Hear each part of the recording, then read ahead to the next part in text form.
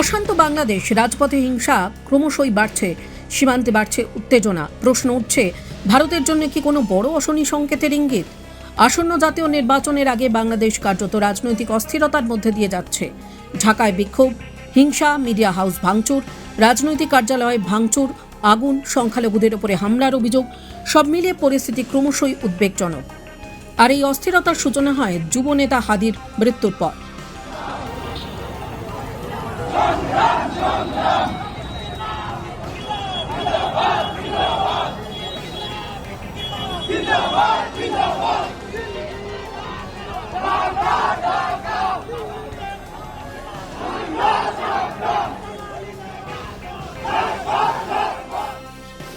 বাংলাদেশে অন্তর্বর্তী সরকারের প্রধান উপদেষ্টা হাদির মৃত্যুর কথা স্বীকার করে নিয়েছেন। খুনের তদন্তের নির্দেশ দেওয়া হয়েছে। তবে বাংলাদেশের রাজপথে হিংসা থামেনি, বরং পরিস্থিতি আরও জটিল হয়েছে। চলছে ভারত বিরোধী স্লোগান, সংখ্যালঘু নির্যাতনের অভিযোগ, চরমপন্থীর সক্রিয়তার খবর।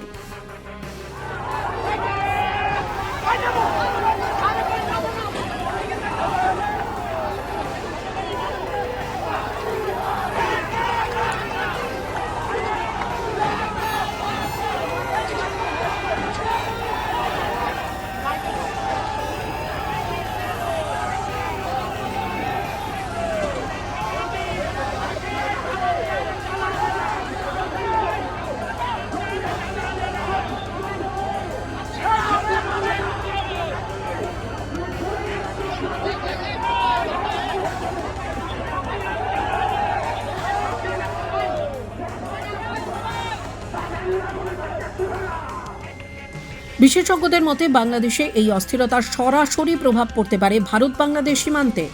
4000 কিলোমিটারেরও বেশি দীর্ঘ সীমান্তে অনুপ্রবেশ, চোরাচালান, জঙ্গি নেটওয়ার্ক সক্রিয় হওয়ার ঝুঁকি নতুন করে মাথা চাড়া দিতে পারে।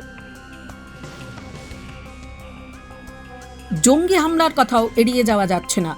পরিস্থিতি আরও সংবেদনশীল। ফাঁসির সাজাপ্রাপ্ত বাংলাদেশের সাবেক প্রধানমন্ত্রী শেখ হাসিনা এই মুহূর্তে রয়েছেন ভারতের আশ্রয়। ঢাকার তরফে তার প্রত্যর্পণের দাবি করা হয়েছে এবং যা ভারত বাংলাদেশ সম্পর্কের মধ্যে টানাপোড়েনকে আরও বাড়িয়েছে। হাসিনাকে প্রত্যর্পণের দাবিকে সামনে রেখে ভারত বাংলাদেশের সামনে যে রাজনৈতিক সমীকরণ তা ক্রমশই কঠিন হয়ে উঠছে। একদিকে চরমপন্থার পুনরুত্থান, যুব সমাজের অসন্তোষ, রাজনৈতিক ক্ষমতার ভারসাম্য বদলের ইঙ্গিত দক্ষিণ এশিয়ার ভূ রাজনীতিকে নতুন মোড়ের দিকে ঠেলে দিচ্ছে।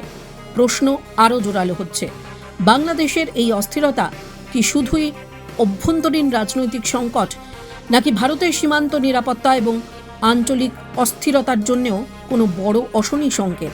পুরো পরিস্থিতির ওপরে আপাতত কড়া নজর রাখছে নয়াদিল্লি। টাইমস নাও খবর।